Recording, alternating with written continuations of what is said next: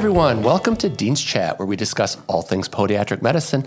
My name is Dr. Jeffrey Jensen. I'm the Dean at the Arizona College of Podiatric Medicine and the host for the Dean's Chat podcast. I'm here with my co-host, Dr. Joanna Richey. How are you, Jo? I'm great. It's wonderful to be in the studio today. I know, it's so much fun to be in the studio.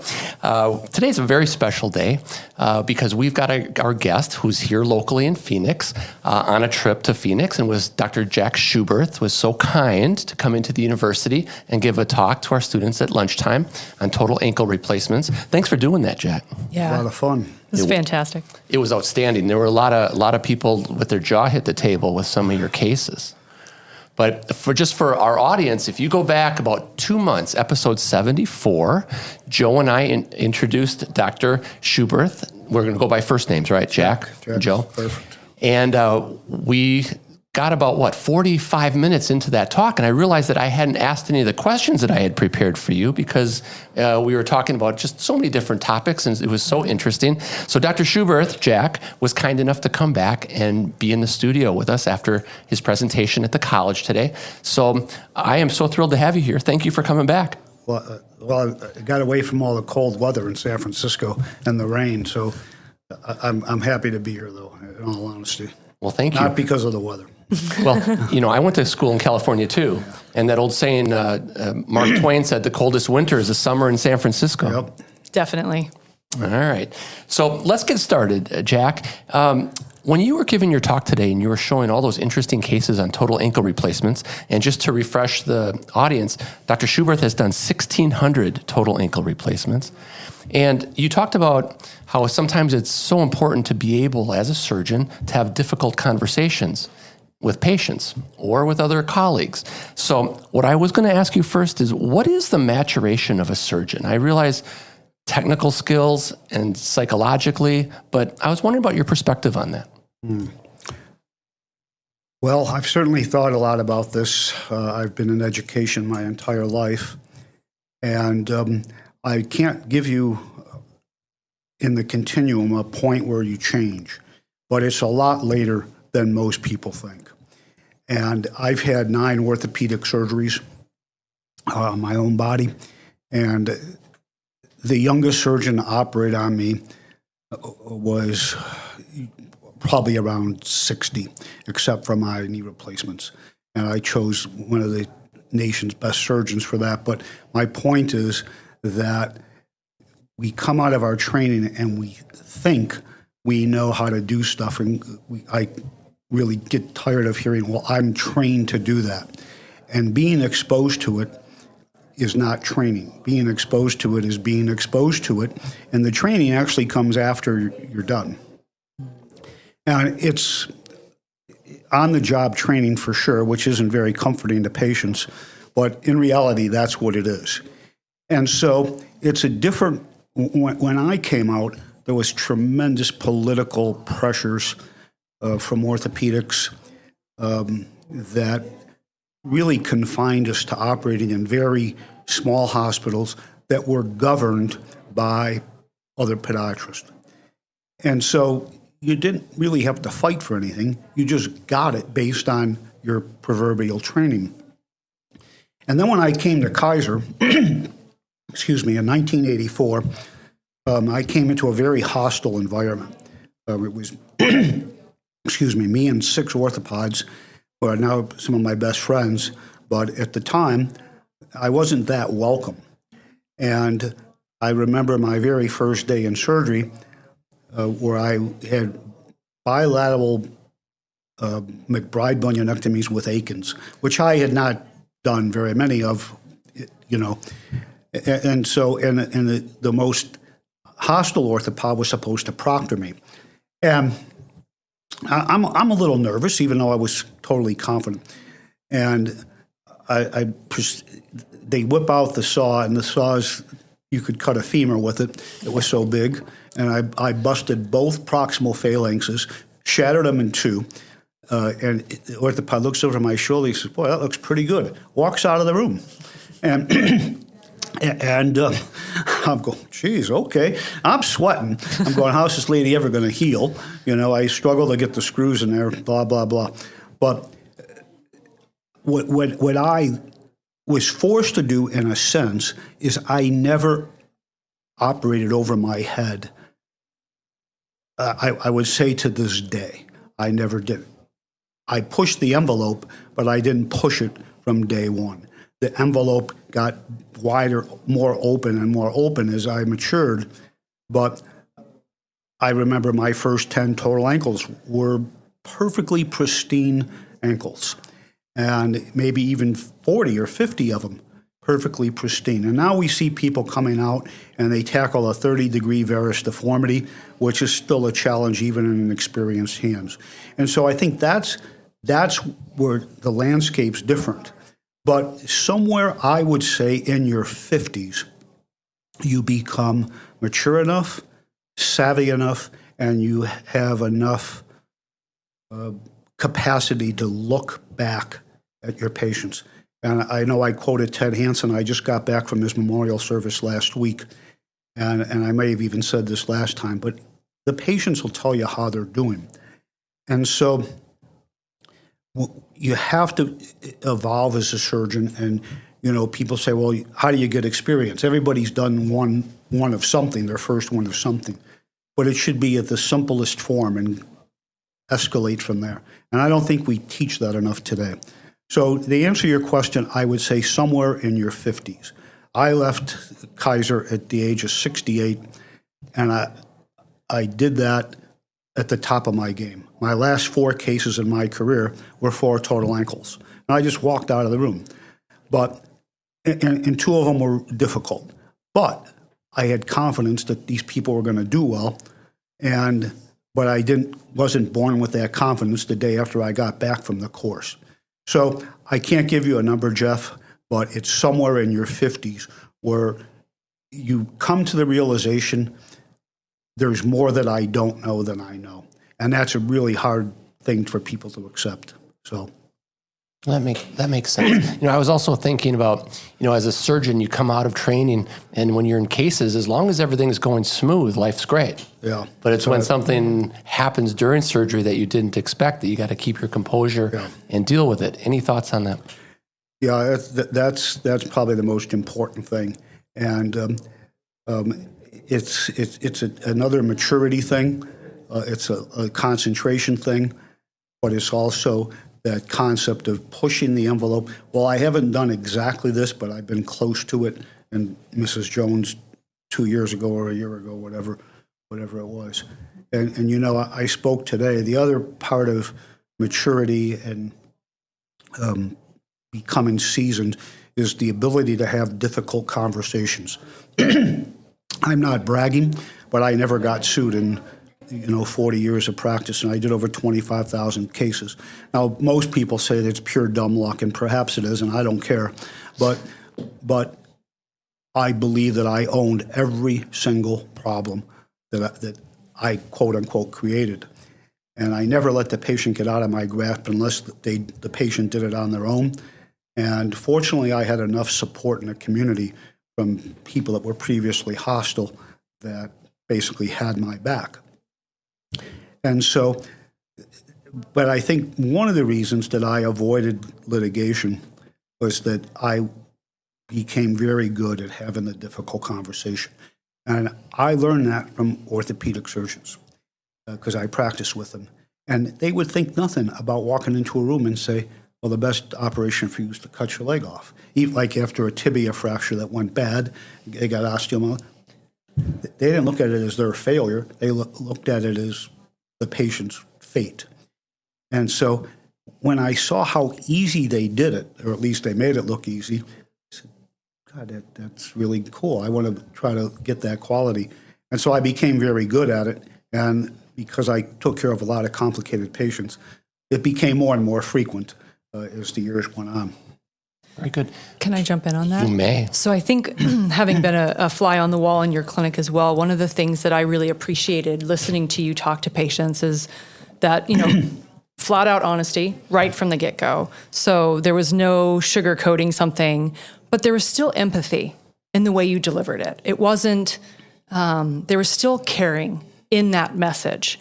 And the honesty and, Mrs. Smith, you're here, you have this devastating complication.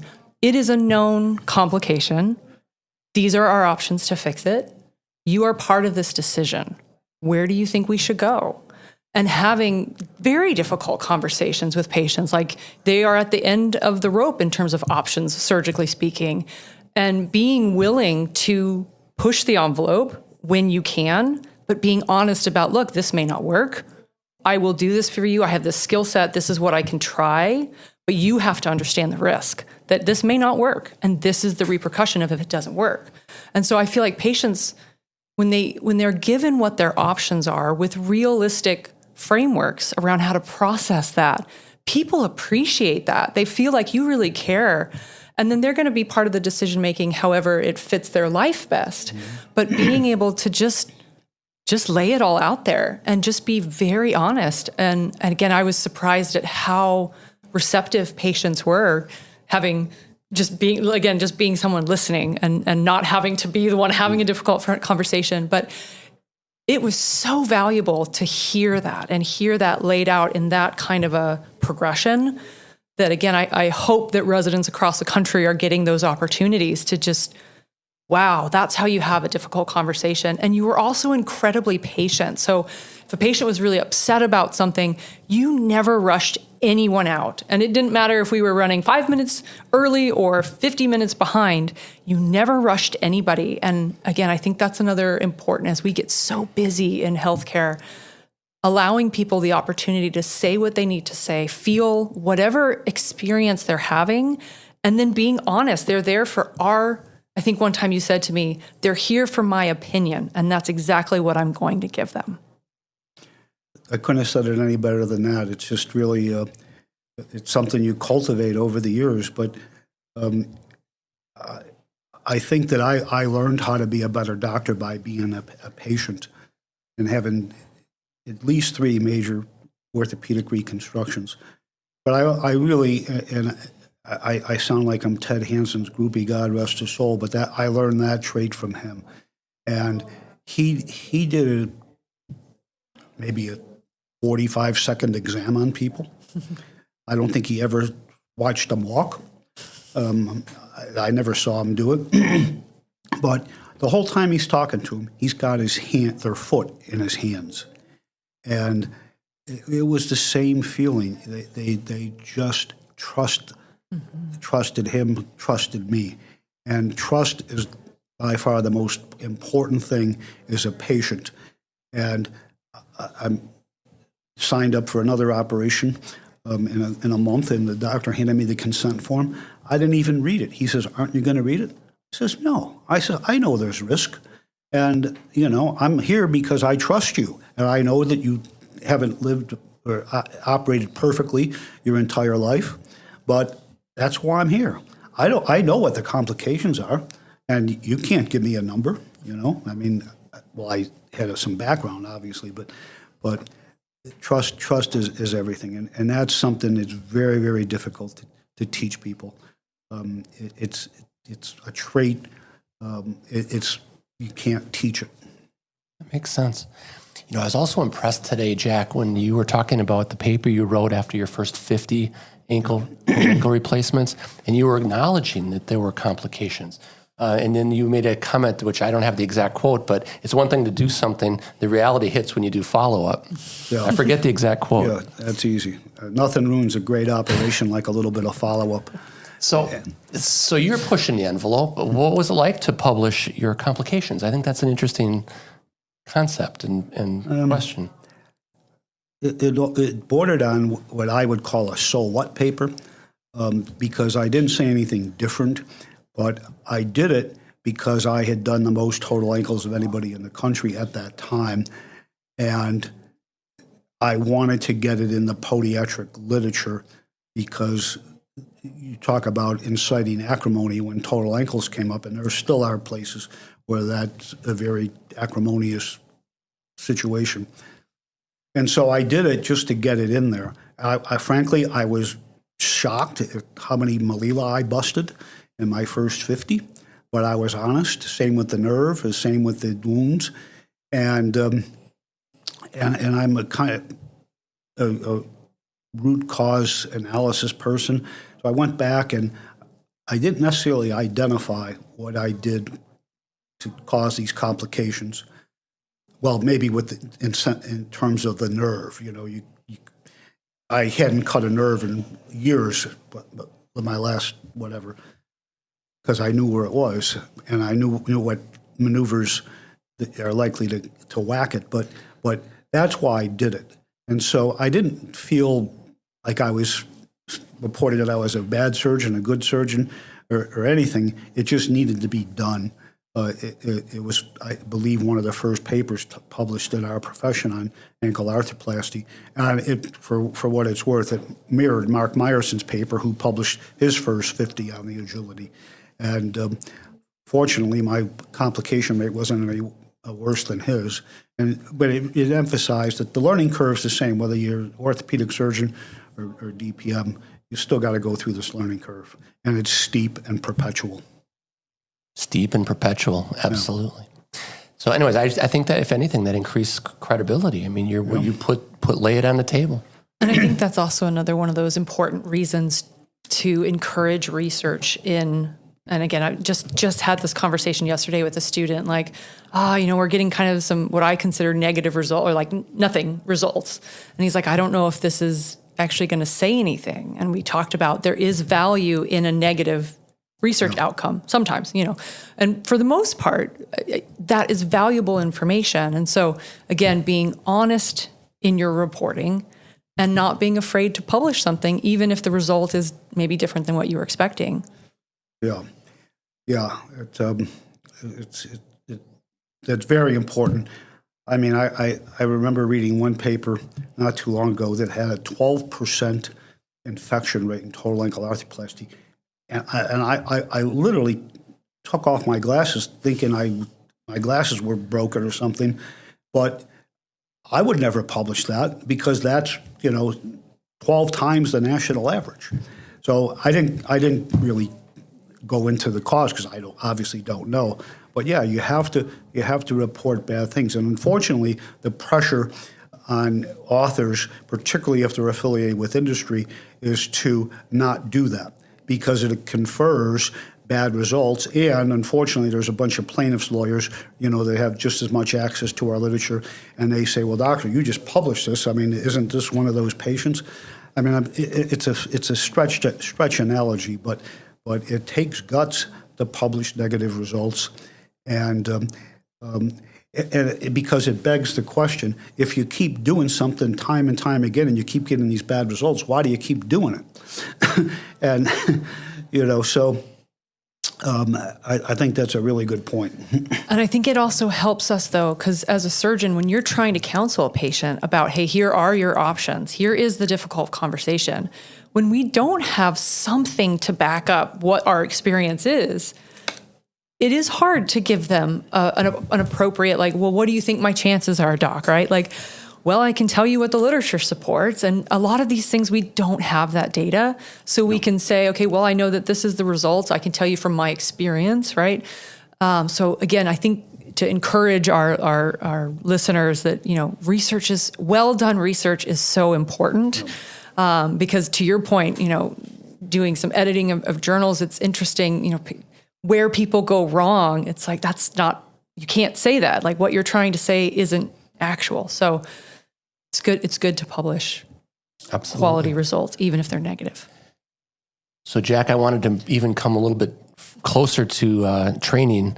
If it takes until your 50s to really be competent and confident and understand the ultimate surgical person you're going to be, let's go back to the beginning with training residents. What is your experience with training residents, and how are they dosed appropriately in the operating room so that they're doing work that they're capable of, and they get the positive reinforcement, and they continue to progress to the point where after 3 years, they've been exposed to a lot, maybe they don't have much experience, but they're ready to go out and treat patients on their own? How much time do we have? As much as you need. We're good to go. That's a very provocative scenario. And I remember as a first-year resident, my co-resident and I, we were ready to quit 4 weeks into our program because we didn't get enough, no one gave us the knife. And it's, I remember we had the conversation, well, we're here to learn surgery, and no one's letting us do anything. And so it's a difficult line, or a sharp edge between the benefit of the resident or the benefit of the patient. And I would always err on the side of the patient. I had several attendings that way over on the other side of the pendulum, and it benefited me, I think. But what did it do to the patient? Unfortunately, in many residency programs, you never see these people back. And you ask an attending, how did Mrs. Smith do? Oh, everybody's doing great. So you don't have that inherent feedback of operating on your own patients and you see what happens when you cut an extensor tendon during a total ankle. It's almost never the same. But if I did it as a resident and asked my residency director or the surgeon, how is Mrs. Smith doing?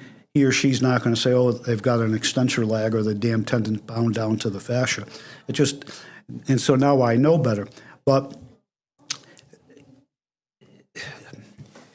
we, in this country, and this is not endemic to podiatry, in this country, we choose our specialty.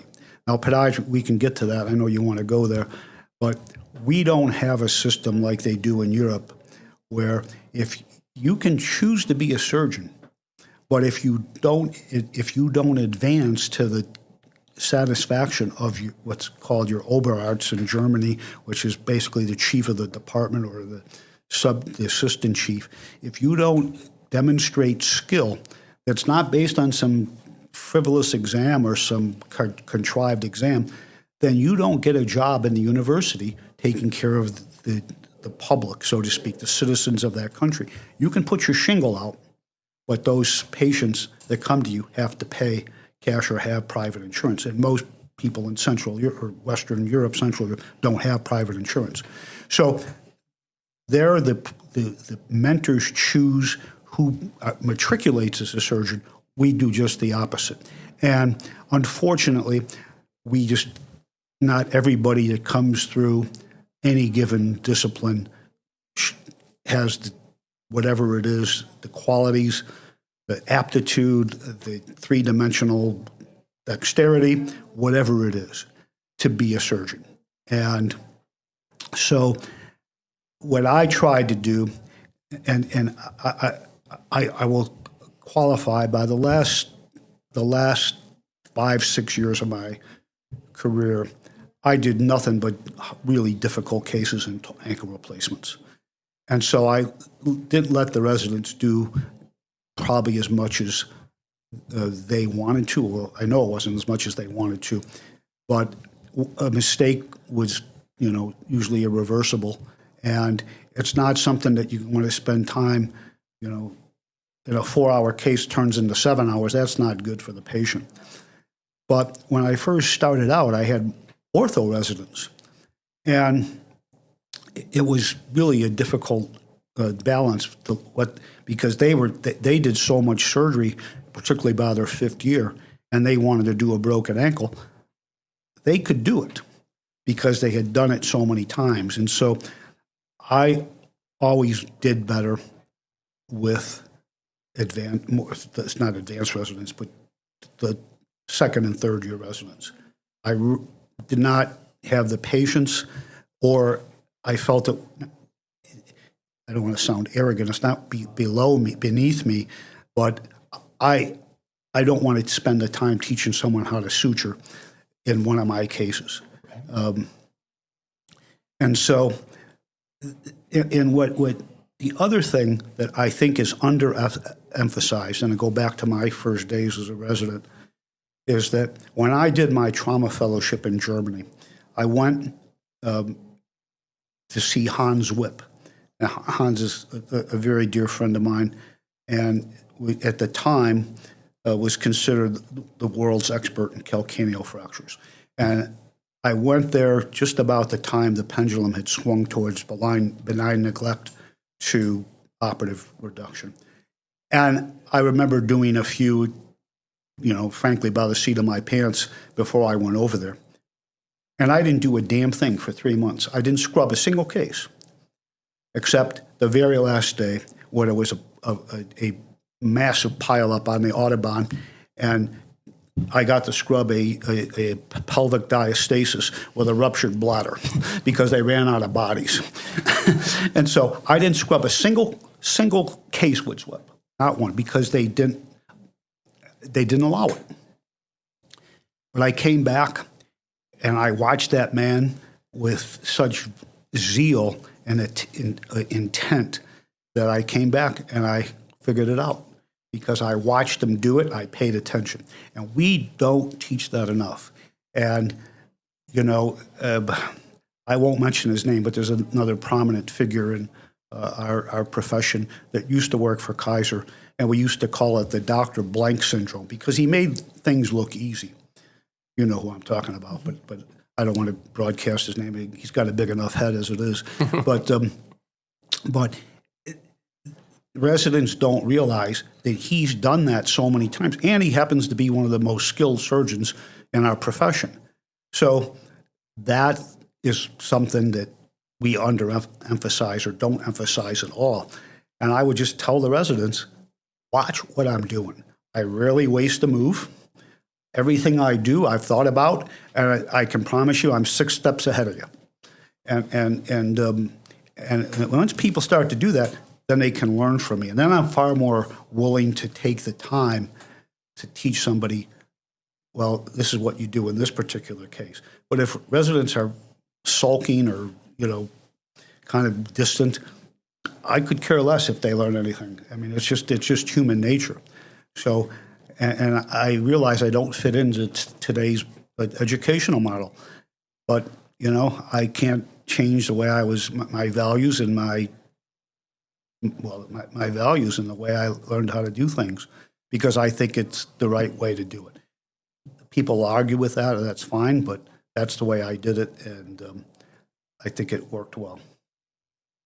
Yeah, it's interesting to kind of reflect back and think about that. And I remember talking to some of my upper residents about, trying to extract some of that thought process. And as we are, addressing students and prospective students. And I think one of the most difficult things to kind of wrap your head around sometimes is when to ask the right questions, because, as we've said before on other podcasts, learn how to read a room. When there's something, in the heat of the moment is not the time to ask, oh, gee, why are you, putting the K-wire in like that? Or there is a time and a place to ask these questions. But then it's also, it's okay to be insightful and ask. So I noticed when you were putting the jig in for that, it seemed to actually be a little bit more, in this direction. What was the thought process behind that? And not in a way where you're questioning the tending's performance, but trying to understand their thought process. And it's interesting as we look at some of these AI models and some of the future of, potentially things that may be coming down the pike. An interesting thing that I heard a surgeon talk about is you can teach a machine to do surgery, but you can't teach it the why. It doesn't yet have the capability. Or maybe let me rephrase this and be thoughtful how I say it. We need to extract the why we make the decisions we make when we make them before we can think about teaching a machine to do it. Because to just teach the steps, of course we can do that. But trying to teach the thought behind the decision-making, we haven't even figured out how to teach that to each other yet. Right. And so again, it's interesting when you're talking about this and, the way that we learn from each other and the way that we discuss decision-making intraoperatively, I think is so important. You hit a very good point that was, my wife always would tell the residents whenever we went to a social gathering, if he's not talking to you, you're in trouble. She said that to me. I definitely remember talking to her about that. Yeah. And basically, if you don't ask questions and act engaged, I'm just going to finish the case and not going to sugarcoat anything. But if you're engaged and you're interested and you ask provocative questions, I'll talk forever while I'm working, because that's, to me, what education is about. It's a two-way street. It's not one way. And again, and as unpopular as I may be with this thought process, it's the other way. It's the pendulum shifted to one way, from the teacher to the student. And, maybe that's one reason I just kind of lost interest. I don't know. I'm not saying that, but I didn't like it. Let's put it that way. I think there's some quote on that where it's like, wisdom is when you listen more than you talk. It's not exactly it, but something along that. That's a good one. Yeah. Well, I also think it's interesting because when you've done so much surgery and you're so good and you're 6 steps ahead of everybody, it's kind of like watching somebody who's a professional golfer that makes it look easy, or basketball. The pros make it look easy because they put so much time and effort and thought and repetition into it that it becomes easier. Let's not say easy, easier perhaps. Yeah, I mean, I played golf in high school, and one of the reasons I quit is I couldn't get any better. I just wasn't good enough to play in college, but I knew the game well, but it's really a difficult game. And you're right. You watch these guys on TV; it looks like they're brushing their teeth. Right. and that they worked at that, and they have this inherent skill to do it. Anyway. That's a good point. It's great discussion. On that exact thought, though, it was interesting. On Monday, we had a local conference that was with some vascular surgeons. And to that exact point, we've talked about this. They had a whole track at ACFAS, actually, that was an interesting talk about, not everyone maybe is built to be a surgeon, just like you're saying, kind of internationally what they're looking at. And that's perfectly fine. Like if you go through your residency and you're just not feeling like like you're trying and you're just not getting the skills and you don't have the desire to put in the work to get them, then don't be afraid to get them to the right place to get the services that they need. So talking with a vascular surgeon who's got a local podiatrist, but he just doesn't get the help that he needs for certain things. And I said, he's probably not interested in this particular niche of the profession, so help find some people that maybe could help you in that regard. And so being willing to put the work in to develop the skill, or being willing to let it go, but get them to the right place, to the people that have the skill. Well said. Want to shift gears a little bit? Sure. All right.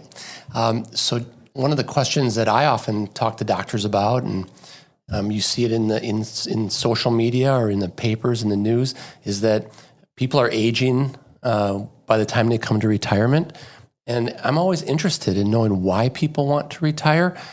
Jack, in your case, you could have retired 5 years ago or 5 years from now, but you decided to take, about a year and a half ago now? Yeah, you're a little over a year. What stimulated that decision? Well, a combination of things.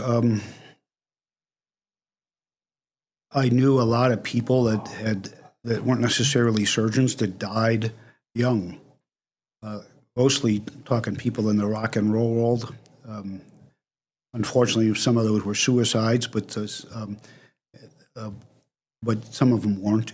But I knew so many physicians that worked their tails off, and they retired and they got sick and they died.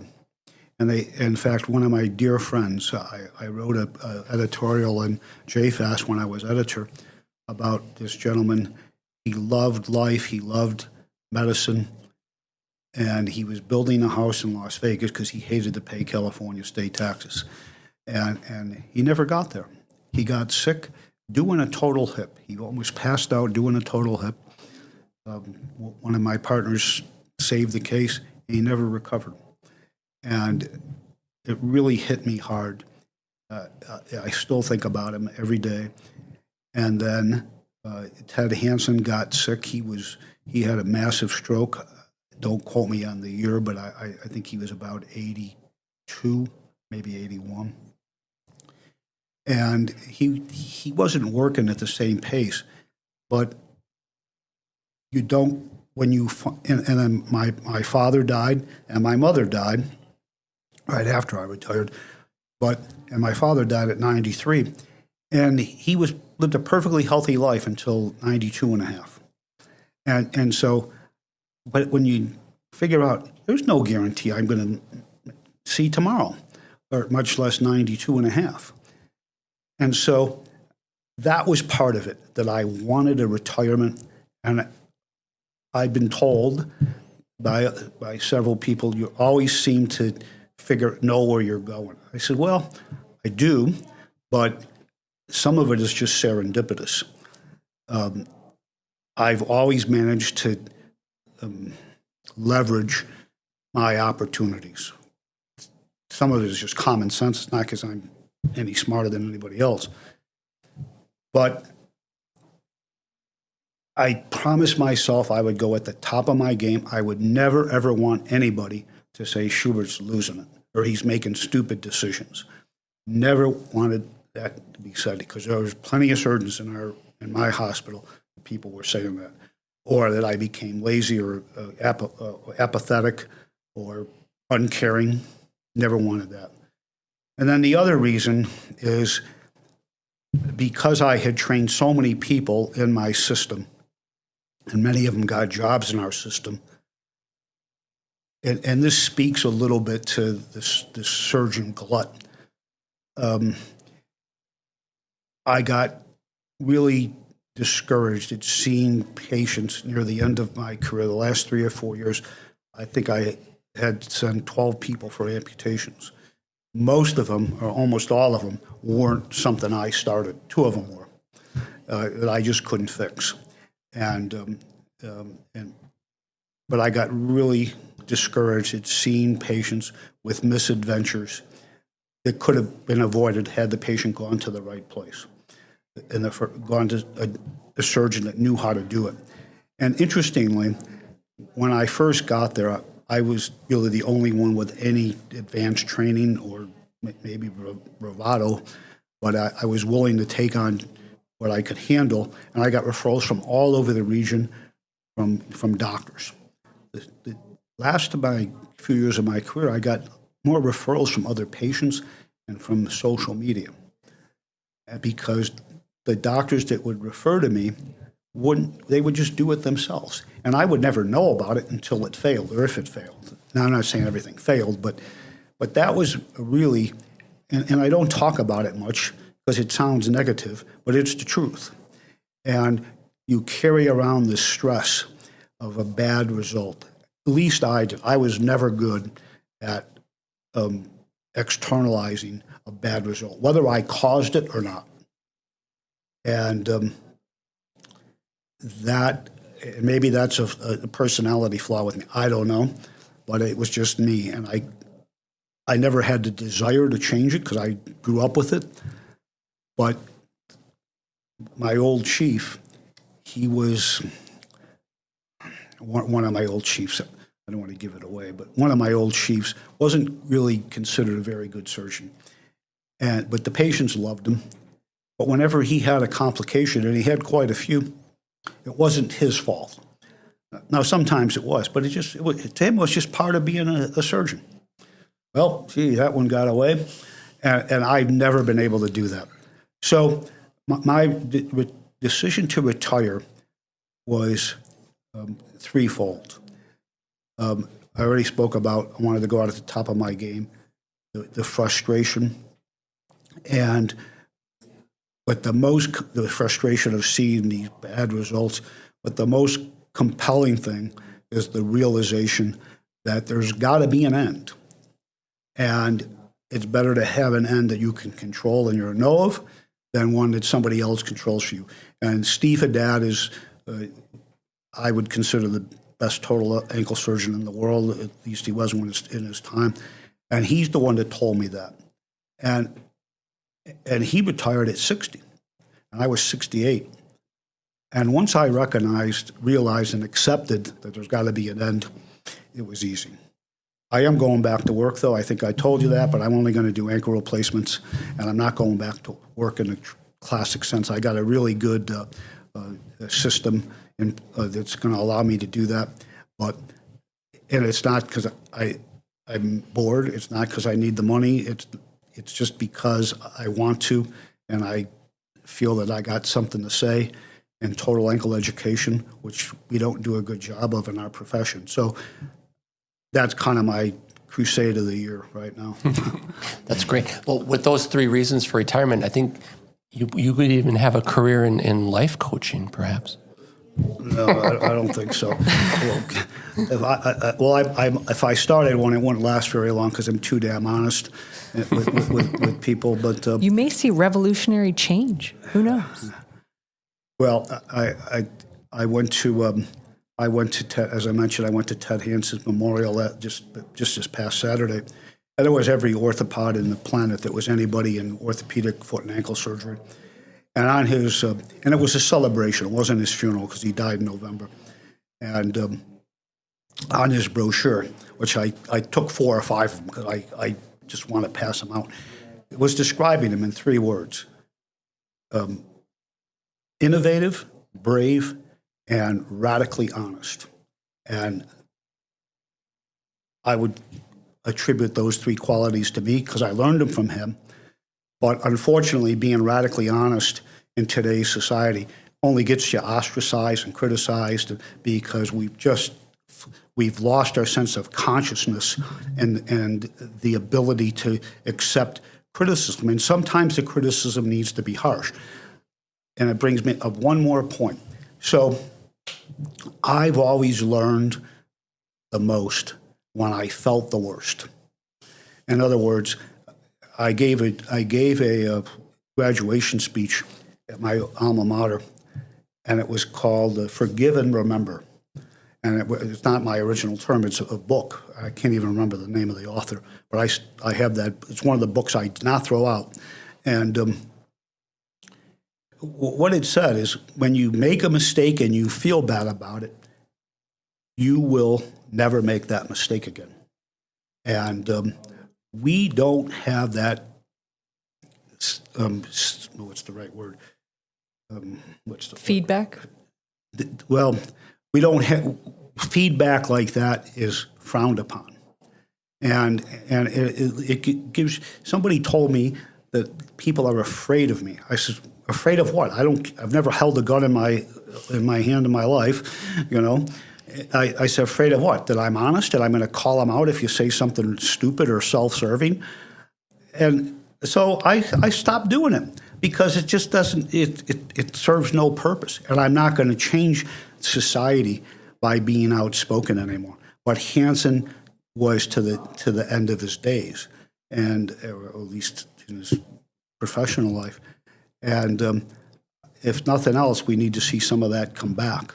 And but I think the time has passed. I don't think it's ever going to happen because of what we've morphed into educationally. But like I said, it's the way it is.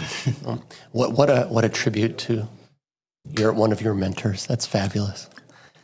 All right, shifting gears again. Let's talk about your passions. And I know that wine's one of them.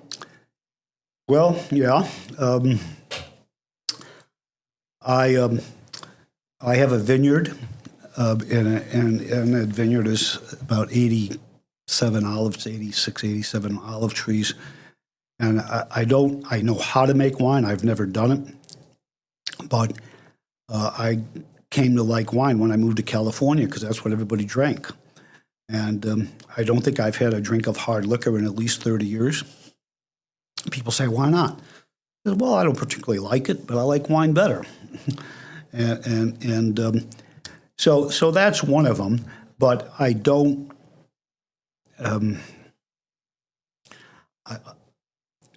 It's fun to drink your own wine every day. Before I go to bed, I have a glass of wine, you know, and so it's fun. And I don't make any money on it. I don't have a license to sell it. I did have it in some restaurants, but they haven't reordered in a long time, and I have never picked up the phone and say, "Hey, why not?" Because I don't care, you know. It's not like I don't want to be in the wine business. But the olive oil we sell out every year when we get it. Last year it was awful, or the year before it was awful. They get a single drop. So that's one passion. But my real other passion is music, and no one can see my luggage, but in my luggage is a guitar that folds up and actually disassembles. And I took up music very late in life. I think I was 58, 7, somewhere in there. And it was a very crazy story. and I had listened to music my entire life. I remember the day the Beatles first came to America. I was 9 years old on February 16th, 1963, I think is the date, somewhere in there. Maybe it's February 9th. I should know this, but I don't. Anyway, so, and I played drums in 8th grade, but I was the only serious member of the band, and so we just fell apart, and I never picked it up again because I got busy with school, blah, blah, blah. And so I was speaking to the Turkish Orthopedic Society in Istanbul, and the guy that runs the meeting is now one of my best friends, a Turkish orthopod, who's just a character, lover of life. And so he's good friends with the band. And it's two brothers, and now it's two brothers and a son. The son's the other guitar player, and the son spent a year, a study abroad with my family and I about 2 years ago. Anyway, so I'm with Mike Coughlin, Jim Nunley, and Jeff Christensen. Now, Nunley and Coughlin are two of the most widely recognized names ever in the world. And I was giving talks that they had published on at 7 in the morning. And so they said, hey, let's go see this band. You got to come and see this band. I said, geez, I got to get up. I got a lecture at 7, and we're an hour away from the venue. He says, no, you got to come. So he says, we'll pick you up at 10 o'clock. I said, 10 o'clock? Are you nuts? He says, well, they don't come on until midnight. I'm going, what? So you couldn't say no. I mean, you're a guest at this guy's house, and so we go, and the band comes on, and we start drinking Chardonnay 2 by 2, which means one in each hand. And I walked up to the lead guitar player, and who's now, again, a very dear friend of mine. I've played with him at the open mic nights when they've come to San Francisco. And just last summer played on the Mediterranean Sea with him. Anyway, so he takes the guitar off his shoulder. It was a blue Telecaster, and he hands it to me. He says, would you like to play? And I looked at him and I said, well, I would, but I don't know how. and so I went back to the table, certainly burning with a blue flame, and I said to my wife and Jeff, I said, well, that's never going to happen again. And I went home and got a guitar, and I've been playing ever since. So, and if nothing else, it taught me how flawed humanity is. It's the hardest thing that I do, by far. In fact, I tell everybody it's the one thing that I do that I'm not really, really good at, because everything else I'm not really, really good at, I don't do anymore. Like playing golf, I quit.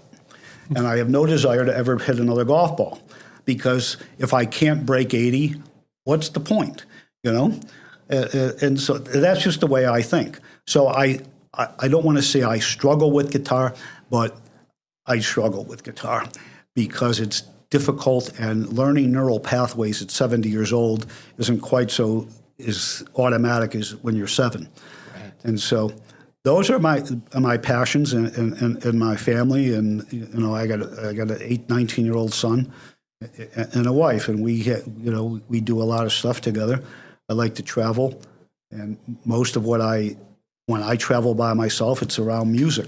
Like I'm here today, this weekend, to see Greta Van Fleet, which is a bunch of kids that aren't. I think the oldest one's 26, and it's really thrilling to see people travel the world at 26, doing something that few people on the planet can do.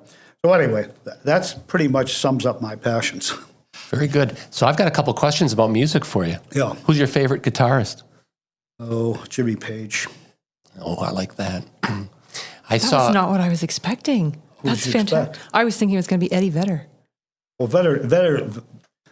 Well, you must have heard this before then. So I play this game at parties. I says, if you could be one person for one day, have to be alive, who would it be? And I would pick Eddie Vedder in a minute, because I trained in Seattle, and they were Vedder wasn't with the group, but they were called Mookie Blaylock at the time before they were Pearl Jam, and they used to play.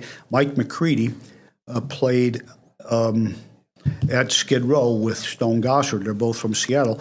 And then Jeff Ament, the bass player, is the nephew of the chief of orthopedics at St. Mary's Hospital, where I trained the residents. So I had left Seattle well before Pearl Jam hit it, but I remember those are the people we used to watch on 2nd Avenue there. Oh my gosh! And so that's the Pearl Jam connection. But I have other favorite guitarists. I mean, Hendrix was, no one could ever imitate him, and in Clapton. But those that's pretty much it. If I had to pick one, it would be Page. Very good. What'd you think of Prince? Interestingly, I did not like Prince's music, but since he died, I've seen a number of documentaries, and I was blown away by how good he was as a guitar player. And he's totally underappreciated. But the reason I didn't pick it up is I didn't really care for the music. I didn't like Purple Rain and some of the others. What's that other one? Little Red Corvette or something. Yeah. Raspberry Beret. Raspberry Beret, yeah. It just wasn't a chord progression that resonated with me. But when you see him play, it's really, really, really good. Right.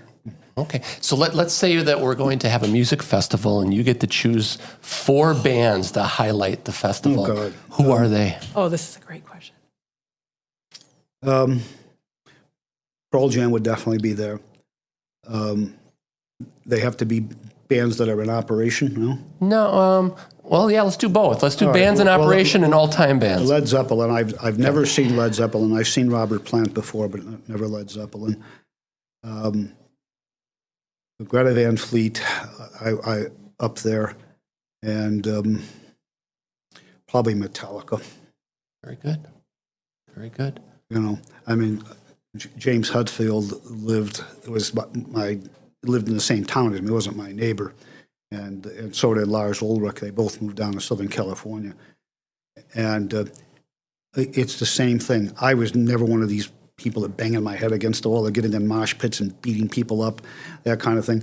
But they're so good. They're such good musicians.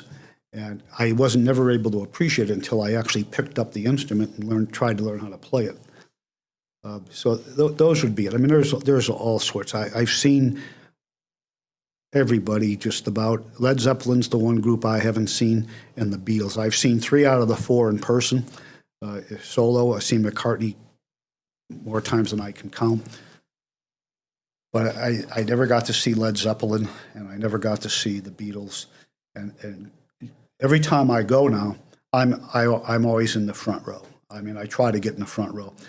And I'm getting a little bit too old for the front row because I get my ass kicked by these young kids that are pushing, trying to get up closer. And it's like, where am I going to go? Stuck here in this sea of humanity.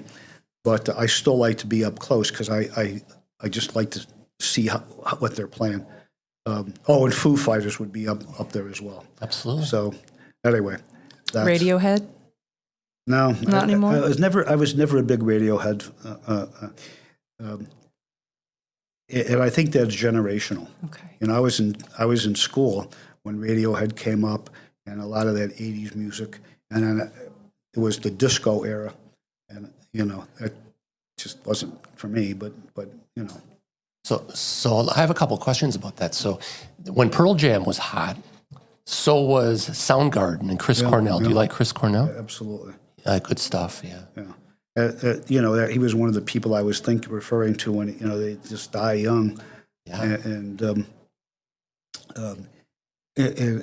Robin Williams was my neighbor, and he rode his bike past my house every day, and then one day, poof, gone. Right. And so I'm not suggesting that I was suicidal, but it doesn't matter how you go, you're gone, and that's really also helped sculpt my decision to retire. Is just the end. There is an end, and you don't think about it very much.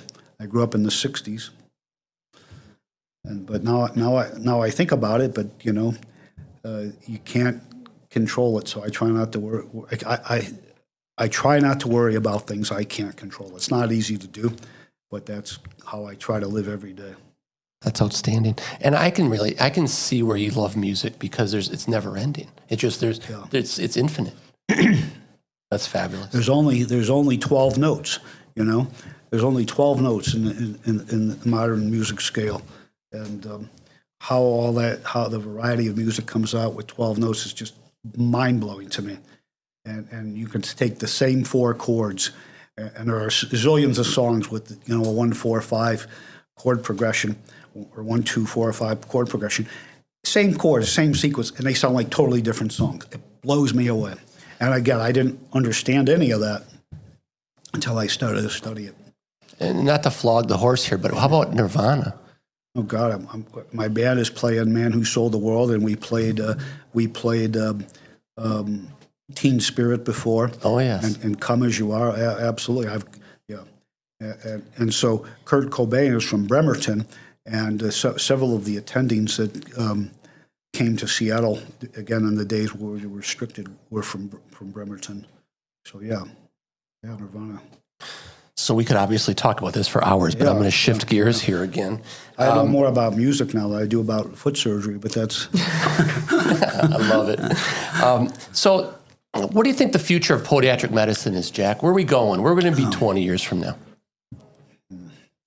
I don't know, but I worry about it because the schools are struggling. And when the schools are struggling to fill spaces, it's common sense that people that normally wouldn't have gotten in are getting in. Now, that's okay, but it goes back to the surgeon model. Somehow we have this notion that if we're going to go to podiatry school, we're going to come out surgeons. And unfortunately, we've done some really dumb things. Keep expanding schools. We've mandated a residency to get a license. And so you can't really blame these kids coming out. It's not their fault because they can't practice without being board certified. And you can't be board certified unless you do surgery, at least in surgery. And so it's a problem that's not going to be easily solved. And I'm not very political. I don't like political organizations as a rule, but we need to have the guts and the courage to make hard decisions, and we just don't do it. Yeah, it's like, what's wrong? Everybody blames everybody else. Yeah, right? it's nobody's fault. It's like when patients would complain to me, well, Kaiser did this to me, and Kaiser did that. I said, well, what was Kaiser's first name? And it's not, it's they. And well, who's they? They has a name. And so I don't know. Part of me thinks it's going to go away because of the loan situation, the inability to make a living, the need or the necessity to become a surgeon. And unfortunately, our roots it's been taken over by other people, other disciplines. And so, do we need more foot and ankle surgeons in the United States? I don't know. But I think we need more experienced, capable foot and ankle surgeons, very similar to the dental model. My regular dentist wouldn't touch anything that was required that a specialist could have handled. And sometimes I get mad at him, but that's the model I think we need to adopt. And but I don't know how to solve the problem. You have a lot more insight into that, I'm sure, both of you, being at the school. But I don't know. And part of me, I can't worry about it. I did the best I could with what my degree offered me. I had a great career. I don't attribute it to any political organization. I don't attribute it to anything other than my tenacity and being in the right place at the right time and a little bit of luck, frankly. I just had the right people supporting me at the right time. And And podiatric medicine is better because of it, Jack. Absolutely. Any last comments, Joe? No, I think this has been a really wonderful conversation. Thank you for having difficult conversations with us. There's a lot that we could unpack, and maybe that would be another day. Another day, very good. Well, on behalf of the entire profession, Dr. Schuberth, thank you for all you've done. thanks for having me. It's always fun. I mean, I never have to filter what I have to say, and I quote the one thing I live my life by: I never lie to anybody because I never have to remember what I told anybody. There you go. And you know, it's just a great life, a mantra for me. And anyway, thank you for having me. Amen. You are so welcome. And to all of our listeners, please listen to Spotify and Apple Podcast and give us a 5-star rating. And if you're watching on YouTube, we would love for you to become a subscriber. And I do have my Dean's Chat cup here. Now, just so you know, your wine glasses literally are en route. We had them made after the last Dean's Chat. And then you also... You need another cup, too, I'm sure, so we'll get you another Dean's Chat. Does Lee drink coffee, or is she tea? What's that? Does Lee drink coffee? Yeah, but we have more coffee cups than we have room for. Well, that's why we're getting you the wine cups. Take it to Sonoma.